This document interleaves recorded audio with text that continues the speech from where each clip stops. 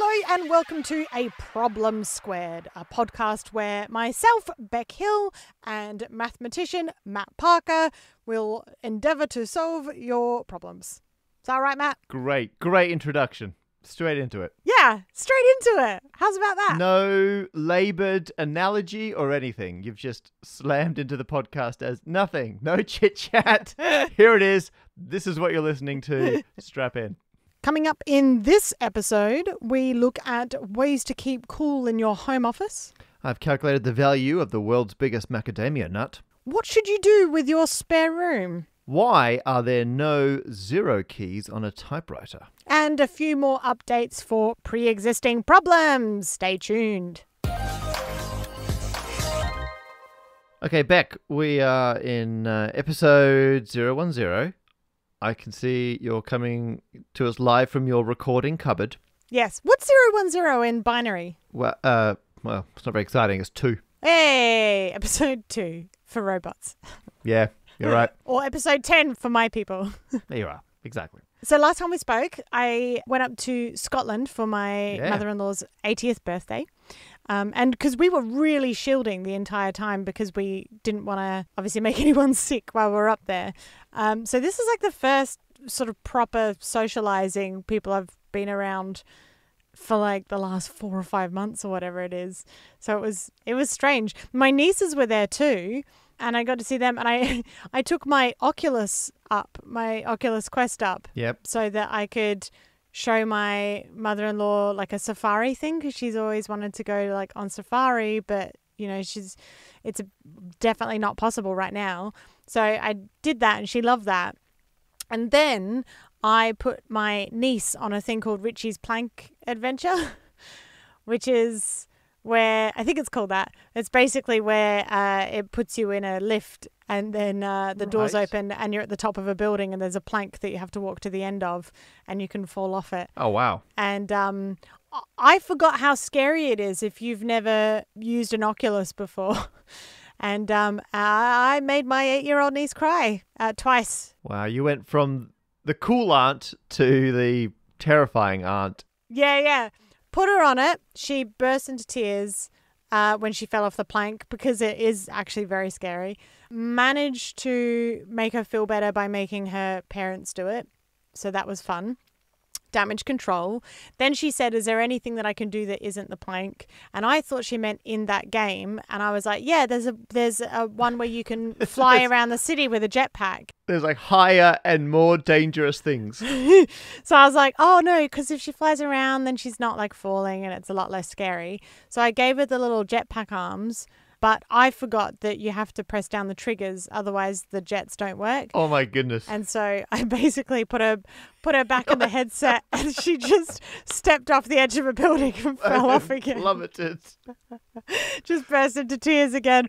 I was like, I am an awful, awful person. I can give you these placebo jetpack arms and off you go. Yeah, absolutely awful. So, that's what I've been up to since I last saw you. Wow, terrorizing young children. What about you? I've noticed you've put up a video. Yes, I finally did it. So, for people who've listened to the previous 2 episodes, I promised I would put a video out with more details about a problem where does the terrain of a country change how you measure its land area. And every time I'm like, surely I'll get this out before the podcast goes live. And I missed my own self-imposed deadline yet again. But then I figured the next kind of unofficial deadline was when we record this episode.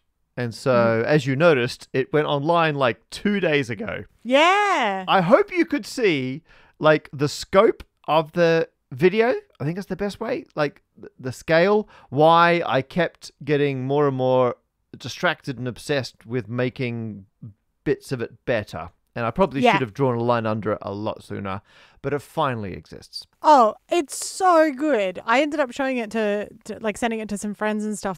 It is so epic and beautiful. And that theme as well, the orchestral version of your theme is so nice. And I don't know who you got for the Geoscience Australia voice, but they sound really sexy. They were on point. I hope they get way more voice work. But then 12 hours later, I released a second video, which I'd foolishly committed to another deadline on. I've got to stop giving myself deadlines for videos. Oh, they'll never get done otherwise. I know, they really wouldn't. But technically on the same day. So I uploaded the land area video. I then sat down, researched, wrote, filmed, animated, edited, and released another video in just under 12 hours, which was a new personal best. Wow. And if people watch it, they can see there's several points where I got a bit bored doing the editing or the animating, and there's I cut a few corners, but it works. And that was a project I'm doing with a YouTube friend of mine, a guy called James Grime, on what people's favorite numbers are, which are bigger than 1 million. We're calling it the Mega Favorite Number Project. And we just wanted to do something where all different YouTubers made mathematical videos about the same thing and released them on the same day, and then we have a playlist where anyone can now record a video about their mega favorite number, and we will add it to the list. So it's a mix of people who've never made a video before and the biggest mathematical YouTubers all in together. It's great. It's good. But I was wondering back, I think, did I message you and asked what your mega favorite, like, if you got a favorite number? I've never even asked you if you got a favorite number, or you got a favorite number bigger than 1 million. You know what I want to say? 69 million. Oh my goodness. Because that's the funniest millions. Yeah. So this is why we had this campaign, right? To raise awareness of big numbers, and they make perfectly good favorite numbers. You don't have to abandon your small favorite number. You can also have a mega favorite number. So if anyone's ever been tempted or thought about making a YouTube video about mathematics, if in the next couple of weeks you can make one about a number bigger than 1 million, we'll add it to the playlist. Our first problem is sent in by one of our Patreon supporters, thank you very much, named John. They must be in the Northern Hemisphere, which is currently summer, because their problem is, they put here, well, they've opened straight into it. They just start keeping cool in the non-air-conditioned home office. I mean, that's their problem in a nutshell. They follow it on with, when opening a window seems to let more heat in than cooling breezes, what's the best way to keep cool whilst working at home? Beck, I believe you've cracked this. Yeah, well, I think actually we're both in a pretty good position as Aussies, because I think we learn those little hacks quite early on. Like one thing, and this is my first piece of advice for John, is on when you know it's going to be a hot day, make sure you keep your curtains closed, because that will limit the amount of heat that comes in like a glass house. That drove my wife Lucy, who's British, up the wall. The first time she visited Australia, she's like, why is everyone keeping their curtains closed? There's all this glorious daylight and sunshine out there. And we're like, yeah, which is going to roast the house. So yeah. I do it here as well. I will habitually keep the curtains closed to keep the heat out. Yeah. Yeah. And I kept doing it, and Gav couldn't work out why. And I'll be honest, I did it more out of habit than realizing why I was doing something. And it wasn't until Gav realized he was the one who went, oh, it's a lot cooler when the curtains are shut. And there was part of my brain that was like, yeah, duh. But of course, it's just never, it's never been a thing. So, I was quite surprised how many people didn't realize that is such a simple hack. So that's my first one. My first piece of advice is curtains closed. Good hack. I mean, really obvious one is buy yourself a fan or an air conditioner. Like that would immediately solve the problem. I feel like it's implied that's not an option. Yeah. One thing, if you don't have an air conditioner but you do have a fan, which sort of works, is a bowl of ice with the fan blowing the air just off the top of it.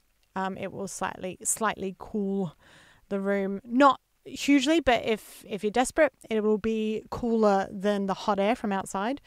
And another hack, which is, again, it's best if you've got a fan, but I've done this on hot nights when you can't sleep, but I imagine it works in an office scenario as well, is cold towel. So run a towel under cold water, drain it out so it's not properly dripping, and if you drape that over yourself, with a fan, that will cool you down and keep you cool for quite a while. Probably to the point that you'll want to take it off for a bit because you'll get too cold. But yeah, I've done that. To be fair, the reason I've done that mostly rather than just hot weather is usually when I'm incredibly hungover and I get hot and sweaty at night. And so I will drape a wet towel over me and then go back to sleep. We have a collection of just like flannels that we soak in cold water and then put on our like foreheads or faces in bed. Yes, yeah. That works a treat. Oh my goodness. So nice. You do that thing where you hold it by the corners and you sort of like whip it around Yep, in the air that's it. so it gets yeah. And there's like a weighted eye mask, but it's cool. That's living. Yeah. I mean, you're either too hot or hungover for this scenario to have been a problem, but in both those cases it works a treat. Yeah. So yeah, that's my problem solving for John. I've got one more tip, and that is, you know how when you wash yourself with like minty shower gel, it tingles? Yep. Just do that. Just do that. Just cover yourself in Listerine. There you go. That'll make you feel better. Hope that helps, John. I'm prepared to say, ding, I think you've done it. I'm on behalf of John. I think you've solved that problem. Ding! This next problem comes from listener Tristan on Twitter. Now, it's a bit of a backstory here, Matt, because as you may remember, a few episodes ago, we talked about big things in Australia, and we decided that the Big Macadamia Nut was the technically funniest big thing based on how big it is compared to the scale on what it is in real life. And Tristan on Twitter, in fact, we'll link to this in the show notes as well, went and visited the Big Macadamia Nut for us, especially like did an actual detour and filmed it, which was fantastic, but also came up with a brand new problem for us. Tristan would like to know what the value of the Big Macadamia Nut would be monetarily if it was an actual nut. It's an interesting question. If it was a real macadamia nut, what would it be worth? Thankfully, I mean, Tristan couldn't have been in a better place to have gotten the important information than a place themed around macadamia nuts. So they had the question and they had the information we needed. And I don't feel like we have an option to not solve this problem, given Tristan went out of their way to visit a big thing for us. I think at that point, you kind of get one problem free. Oh, heck yeah. Yeah. Yeah. We can't be like, thanks for diverting your vacation to visit a ridiculous thing and take a photo for us. Oh, you've got a problem. Well, sucks to be you because we've moved on, right? So Tristan, you got us. I mean, thank you for not requesting anything too ridiculous. Just the value of a building that looks a bit like a macadamia nut, were it a macadamia nut, I'm quite happy with. So, from last time, to recap, we decided that if your sole metric for how hilarious a big thing is how big the scale factor is, this macadamia nut was 640 times bigger than a standard issue macadamia nut because the building is 16 meters and a normal macadamia nut, it seems on average, is about 2.5 centimeters. However, that doesn't mean the big one would just be worth 640 times as much. Because people will know, I love talking about scale factors. We went through this when we were building a statue out of pennies. If you scale something, the surface area goes up by the square, the volume goes up by the cube. So if you had a giant macadamia nut, which is 640 times bigger, if you want to cut through it, you have to cut 640 times as far. If you want to paint it or coat it in chocolate, it's the square of that. The area is just over 400,000 times bigger, whereas its volume is just over 262 million times bigger. So it may be 640 times bigger than a normal one, but if you wanted to fill it with macadamia nuts with no gaps, you'd need 242,144,000 of them.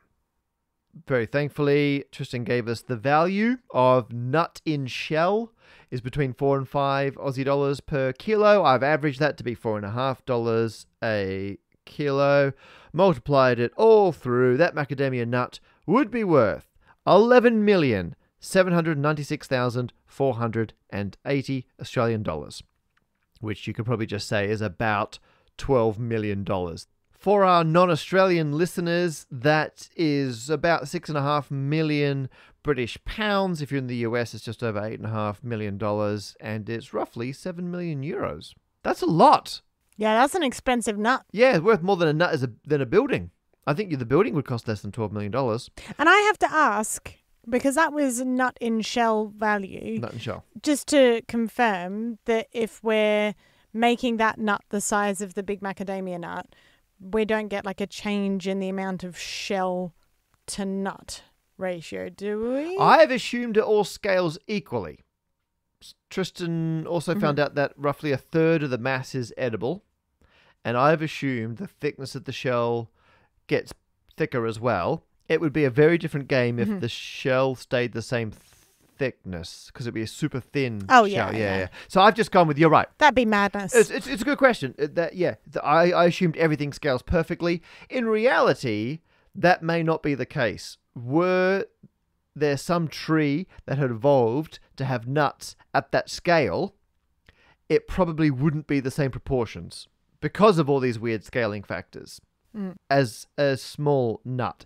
It's like insects have very different, body geometry and proportions compared to something about a human size, compared to something, a elephant or whale size, because things and forces scale differently. So I'm assuming this is just a magical nut that's been increased in size by 640 times. It's not a tree has evolved a way to grow nuts that big. But excellent. It didn't even occur to me, to be honest. That's a great point. How much is a third of what our giant nut is now? So, how much of our giant nut can we eat? How many kilos of giant nut can we eat? I assumed that a normal macadamia nut is about 10 grams or 0.01 kilograms, which means the giant macadamia nut is just over 2,621 tons of nut in shell. Whoa! Yeah. You would have 865 tons of edible macadamia nut. So no wonder it's worth 12 million. That's so much nut. 865 tons of the stuff. Yeah. It's literally tons. I think that's a ding.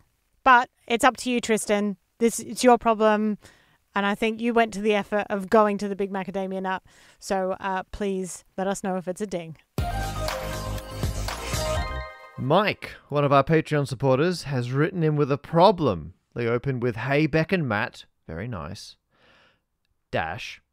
"I'm moving into a new house soon, and I have this problem that I need solving. This house has one additional room that I don't need." Show off. I've added that. That's optional.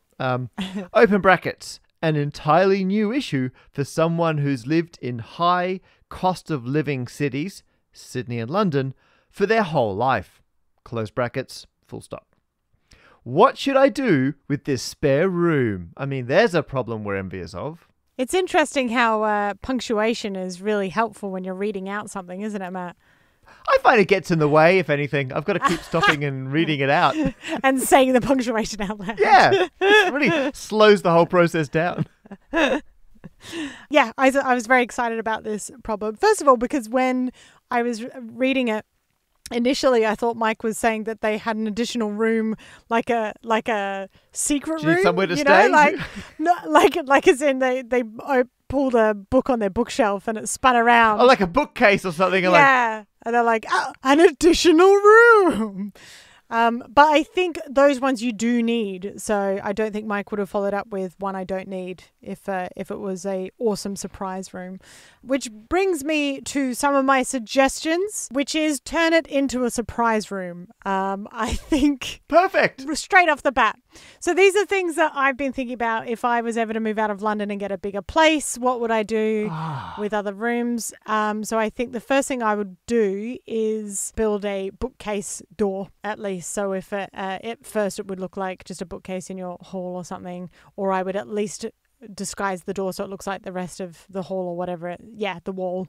And then that way you can have a secret room. Great idea. And then obviously that's where you keep all your secrets, because secret room. So put your things in there. Anything you've got secrets, bodies, whatever. Also, I'm obsessed with, and you could put this in your secret room, or you could, if you leave it as a normal room, I'm obsessed with the idea of getting a Murphy bed, which is the fold down bed from the wall. Yeah. You can get some really good ones. If you look up Murphy bed online, you can get some where they're like desks, where they just look like a normal desk. And then when you pull it down, the desk actually stays horizontal, so you can keep your things on it, but it just sits under the bed. Folds underneath. Amazing. Now, I hate to point this out, Beck, but you're thinking very much like someone who lives in a tiny apartment in London, not someone who's got separate rooms available. True. For a bed and a desk to be adjacent rather than on top of each other. That's true. Because actually, the one time in my life, I seriously considered getting a Murphy bed, but I looked at, could I buy a bed from IKEA that could be hacked into a Murphy bed, which probably wasn't the best idea. Was when I was living in London and I was renting a room in a place, and I'm like, man, I wish I could use this room for more than one thing. Yeah. But Mike here's got rooms for days. That's Mike's problem. That's true. Too many rooms. Too many rooms. Well, because I was thinking more along the lines of, if you've got too many rooms, then obviously at least one of them, depending on how many rooms are there, is a guest room, which is... Yeah. It's already made out to be a guest room, which means that the other one is the room that you can do other stuff in, but can convert into an extra guest room should you decide to host a family event or some such. Yes. In fact, I would like to partially roll back my criticism, because when we've got a spare room, Lucy and I, it's always something and a guest room. Yeah. Because whatever you turn that room into, it also has to be repurposed as a guest room depending on how many people. And in fact, we're recording right now and you can see there's like a bluish grey rectangle there. That's the mattress I pushed up against the wall, because this place is my study studio. You've basically made a terrible Murphy bed. I've made a Murphy bed and emergency guest room. Also, you could turn it into a guest room for either Matt or I. We can come and visit. I think that's a definite option. Yep. That's a given. Next time we're on tour, we are super cheap, so we're in. The other reason that I think that I'm qualified to solve this problem is because during lockdown, I've become addicted to the mobile game Animal Crossing Pocket Camp, which is the free mobile version of the one that everyone's playing on Nintendo Switch, which I don't know how different it is to that, because I don't play that. I don't play either, so I got nothing. So all you need to know is that in this game, you're a little person. You can make your little 3D person who you are. Right. And in the game, there's lots of little animal people, and you manage a campsite. And it's a bit like Sims. Okay. You can like kit out the campsite with furniture and things like that. And if the little animal friends like that furniture because of their, personalities, if it's a cute animal, they're probably going to like cute furniture. Then, they're going to visit your campsite more often. Oh, that's good. Okay, so it's a game, so you can link your emotional well-being with the whimsy and taste of artificial intelligence tiny animals. Yeah, if you want to put it that way. Got it. Okay. And so there's all these little spaces that you have to kit out with different types of furniture and everything. And some animals are really themed in what they like. So there's one animal that really likes polka dot stuff. So you want to put loads of polka dot stuff in the campsite for them. So a polka dot couch and a polka dot rug and a polka dot, coffee table. I mean, I don't believe it, but I think you're moving towards some practical advice out of knowing which animal likes polka dots, right? Yeah. So I think Mike just needs to become the something person. So Mike becomes the polka dot person, or the aquarium person, or the skateboard person, right? And as soon as you go for a really solid theme, then that room, you just fill it with all that stuff. If you're the fish guy, then just make that the room that all the fish are in. And then when people come round and they're like, what's in that room? You'll be like, that's a fish room. And then they'll look in and be like, fish room. Oh, it is. There's loads of fish in here. In aquariums or just on the floor. So you're saying Mike's just going to get a hobby Yeah.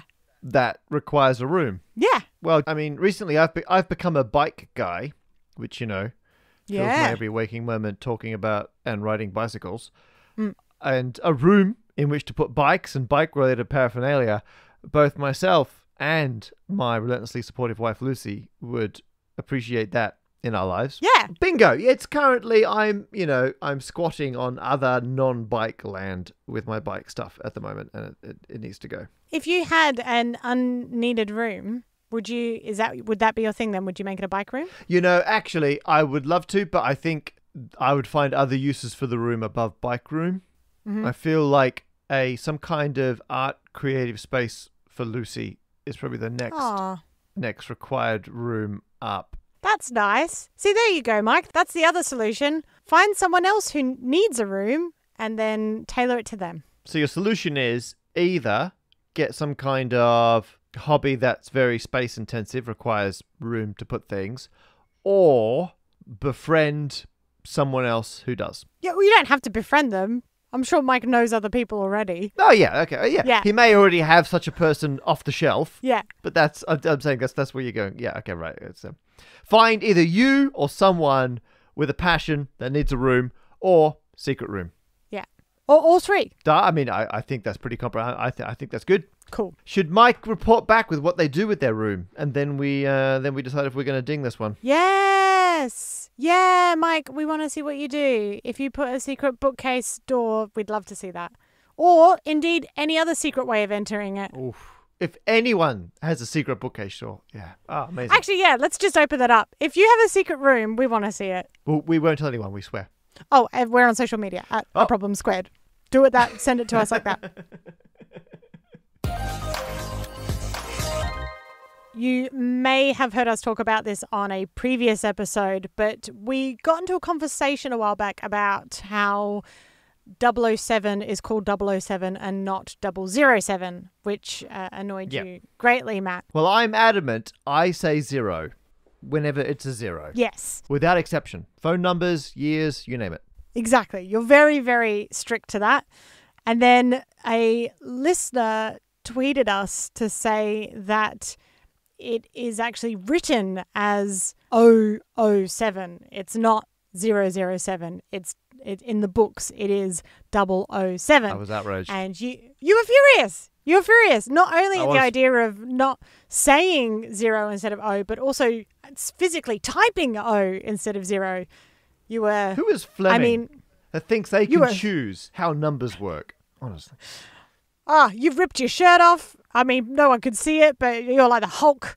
You stormed out. You walked through your wall and left a mat-shaped hole in there. It was. I've never seen you so mad. I had to cover it with a bookcase. Yeah. And so we talked about that, and then we had another listener tweet us at A Problem Squared, and they pointed out that potentially it was because back in the day, typewriters did not have a 0, which meant that when you were writing on a typewriter, you had to use an O, which might explain why it's branded as 007 in the books. And Matt, we talked about this. You said, I've got typewriters. I'll take a look at them. And I'm interested to see what you found. Right. So first things first, I've got 2 typewriters with me, which is all I own at the moment. I've tried to ration how many typewriters I have on the go at once. So I'm just going to grab the first one here. This is more of a modern one. It's a Boots PT 400 made in Japan. There you are. Ooh. And it has got a 0 key separate to the O. Howewe'll regroup around to this one in a second. Well, because I was going to say, because the original James Bond was written the one you were showing just then to me looks like it was about the 80s or something, but James Bond is much older than that. Yeah, just after the Second World War, 50s, 60s, which is why bam, Remington. Oh, that's an old typewriter. Yeah, this is it, right? And this one, the typewriter has got a 0, so there you are. So both this is kind of a contemporary one, the kind of thing that Fleming might have been using, and your kind of 80s semi-modern equivalent both have a 0. However, I wasn't that surprised because I've been using typewriters on and off for a long time. I got into them when I was at university, when I discovered how cheap they were in secondhand, like charity op shops. And I did once lug one into a lecture theatre because I was at university right when... Oh my gosh, you're that guy. I'm that guy. You set up a typewriter in a lecture. Yeah, absolutely. Because one person had a laptop and they took it everywhere and they were super smug. And this is back in the day where everyone was like, oh, look at the guy with a laptop. Money bags over there. And so I then sat in the same lecture and brought a typewriter, and it was like a second year civil engineering. I can remember it accurately. I was like, okay, hang on, let me get this down. Let me go. The main support, and then I was off and racing, right? And then I only got one line done because obviously everyone's like, who is this idiot? Yeah. And I was like, oops, sorry. And so I had one page of notes where the top line was typed and then the rest was handwritten, which is what we used to do in the past. Can I just say that out there are definitely people who are like, you're the story that they tell over dinner parties about... That guy with the typewriter. Yeah. Yeah, I had a lot of fun at university. I was a little reluctant when my career skewed towards being a university lecturer myself, because I was like, there's a lot of karma out there waiting. Yeah. To balance out. You'll get your Matt Parker. Exactly. But there are other stories for... I once got pizza delivered to a lecture theatre. Good times. Okay, so I knew from being into typewriters during my wasted youth that they don't have all the characters you expect. They do have a 0 and an O because they are fundamentally different things. However, they don't have a 1. What? So both typewriters I just showed you, no 1. You're supposed to use the L. See, I would understand it if it was like the capital I or even a lowercase I because of Roman numerals. Yep. But an L... Nah. No, an L looks a lot more like a 1 than you expect. So actually, you know what? I'm gonna scroll up on this bit of paper. Mm-hmm. I'm gonna give you a lowercase L, followed by a 2, 3, 4, 5, a couple spaces.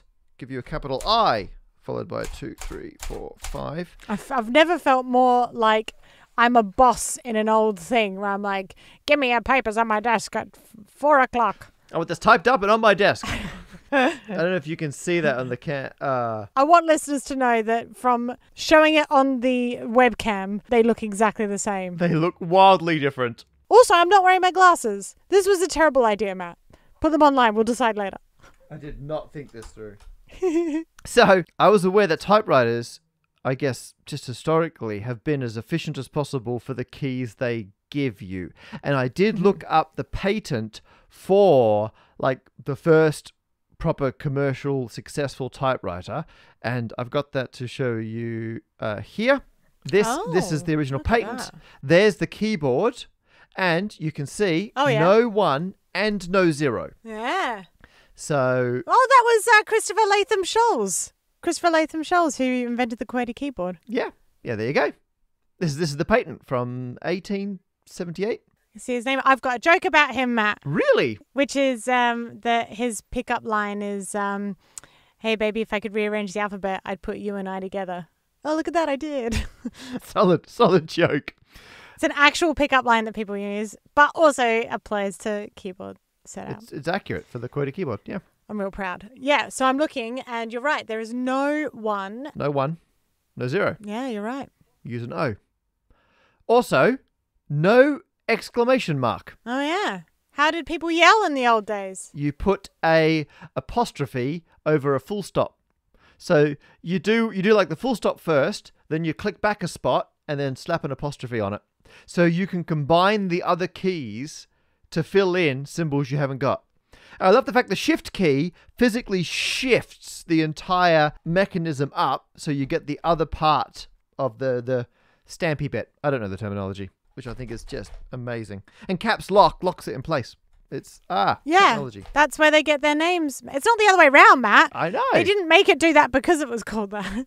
No, but that's why everyone thinks shift, but I guess the symbols are on the key and you're shifting up. But I love the fact that we call it shift because it used to shift a whole mechanism. I think that's great. Oh, it's like how on Word the save button is a floppy disk, which no one today has ever used to save. And on a phone, Like the pickup thing is like a picture of an old school handset. Yes. Yeah. Yeah. I love how if you want to exclaim something excitedly, you have to do the fiddly thing. Several steps. Like, think about when you type something and you're like, ah! But like if you were to do that then, you'd be like, and I'm very angry with you, and then backspace and... I think that's great. People get emotional and yell too easily these days. If it took a bit more labor to exclaim, people might think it through before they start yelling at each other. I think you're right.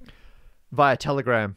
But I figure there's more efficiencies to be had here. So why have a T key when you can do an L and then go back and put a hyphen on it? I mean, that would work. You probably don't need... What else can we get rid of here? Do you need an 8 if you can go back onto a 9 and put a lowercase o on top of it? So I feel like they've gone for some efficiencies. Go full leet. Yeah. You know, get rid of the Z, use a 2. Use a 3 instead of an E. Yep. Yeah. 7 instead of a T. There you go. Great. So I love the fact you can combine the keys they give you to make extra symbols. Because obviously, the more you can reduce the set, as long as it's functional, the more efficient the mechanism, the cheaper the product. What's really interesting is if you look all the way on the left, second row from the bottom, there's a key which has 3 vertical dots. Yes, I noticed that. It's like a ellipsis on its side. Yeah. And I saw that. I was like, what is that? Like, why was that a vital key to have in the late 1870s? I looked it up online. People have got some theories. No one knows. No one knows what that key was for. And people have found evidence that it was used. So people who did like a thing where they pushed every single key at the top of a letter or something to show off the typewriter can do. Maybe it's to display more. You get to see your settings. Yeah, share dot. options. Yeah. Yeah. If someone else is replying to your letter, that one just goes down, so you know that they're typing. But it's not like people were like, maybe it's like a carriage return or a shift or something else. But no, it was a actual printing thing. It would put that symbol on the page. But it was only in the very first model of typewriter, and then never again. It was replaced with a /. Christopher, what secrets were you hiding from us? Yeah. You can put I next to you, but he also put A next to 3 mysterious vertical dots. We've actually talked about this in real life before, Matt, just talking about ellipses, because I was saying how I had always said if I ever had a kid, I would call them ellipsis, so that they could have the nickname Dot, because it's short for ... It's very good. Which I actually ended up naming a show after that, because what are shows if not my babies? But then you told me that you'd had a similar plan. Yeah, name a kid Ampersand. Because then you call them Andy for short. Come on. I love that. Little Ampersand. Come on. Somewhere in a parallel universe, Dot and Andy, Ampersand and Ellipsis, are off on a play date. They're each other's type. Hey! Hey! And on that note, James Bond is wrong. Absolutely. So I've opened another problem. We don't know what that key is, but in conclusion to the actual problem here, possibly yes, Fleming used the O instead of a 0, but that's because that's what you're meant to do. It still represents a 0. Just because you hit that key doesn't mean it should be O. It's makes me angry. It's now time for everyone's favourite part of any given meeting, any other business. Yay! And boy, oh boy, do I have any other business. Matt Parker. Yep. In the last episode, we talked about how I'm the ambassador for the Crafts Council UK, and we sort of went off on a little tangent about the fact that in the 80s, I think it was, maybe 90s, there was a classic Ferrero Rocher ad where it was people at a fancy party and a stack of Ferrero Rocher being carried around by a butler, and people are having it. It's a very, very cheesy ad. In fact, if you Google it, you should be able to find the clip yourself. And it's all about being an ambassador, which is why we were talking about chocolates. Exactly. Like it's the ambassador's reception. Yeah, it makes sense. And I asked how many Ferrero Rocher, could you guess how many Ferrero Rocher are in that little pyramid thing that he's carrying around? Yeah, I got very excited about calculating square-based pyramids. You were adamant that it's a square pyramid. I was adamant, But I think I said if they don't do it that way, they're doing it wrong. So always Yes. prepared to be wrong. You did say that, Mm-hmm. which is such a sneaky way of saying if I'm wrong, it's because they're wrong. That's right. That's the truth. And so, yeah, we went back, reviewed the footage, and it is indeed a round... Oh, my goodness. Do you call it? I don't even know. Cone? It's a cone shape. I don't know. I don't want to sully the word pyramid on whatever that is.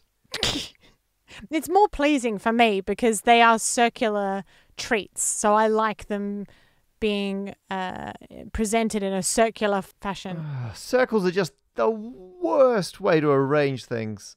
And then they're still like they go to a point. It's still something pyramid-y. It's like a cone. But I don't know. So I'm curious to know what is going on. A part of me thinks because it's a TV commercial, there was just like a big foam cone that they're all glued to. But I'm open to the notion that they found some interesting way to stack their spherical chocolates. And maybe that's interesting. So if anyone, have a look at the ad. If you think you can help me mathematically describe the geometry of what's going on in the old ambassador reception Ferrero Rocher commercials, matt@aproblemsquared.com, or we're just at A Problem Squared on Twitter and Instagram, everything else, then let me know. And I'll have a play, and I'm going to see if I can get to the bottom. Not now, but it's going to be an ongoing project to solve the problem of how on earth they stack Ferrero Rochers, and have we been lied to in the commercials? Matt, Mm-hmm. when you eat an ice cream, Yeah. does it have to be out of a square pyramid? Are you like, oh, Cornetto, you should be square? No, I'm fine with shape. But that's a cone in its own right. Whereas if you got to stack spheres, it's a shape made of other shapes. And then there are rules. So when it's shape on shape action, I get emotional. And of course, we want to do a big shout out to everyone who came on board as patrons, people who give us money. Yeah, we've jumped up to 72. Oh, we're so close. Our target is 100. 100. After doing this for a year. Yeah, if we gain supporters in a linear fashion, we're pretty much dead on trend. So stay linear, people. Stay linear. We also just want to say, obviously, right now, not everyone is in a position to give, and we totally understand. We've all been in similar positions before. So I just want to say a massive thank you to the people who are giving, who make it possible for us to make this for the people who can't give. The reason that this is free and it's out there and there's no ads and everything is because of the kindness and generosity of our Patreons. And we really appreciate how generous that is of you. Thank you very much for gifting us to the world. Yeah. That's how it works. That's a Mother's Day card, isn't it? Yeah.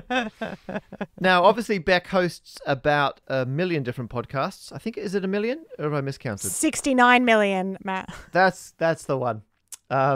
Which you probably listen to all of them. I'm a 2-podcast kind of person, so I've got a new podcast with my Festival of the Spoken Nerd colleagues, Helen Arney and Steve Mould.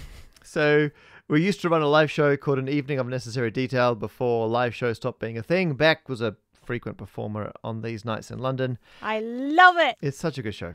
I mean, I'm hugely biased, but I think it's great. So anyway, we've turned it into a podcast of unnecessary detail, and we're going to be releasing over the next couple of months. We've got 6 episodes all locked and ready to go, where we basically talk about whatever nerdy things we're interested in an unnecessary level of detail. I would say it's necessary.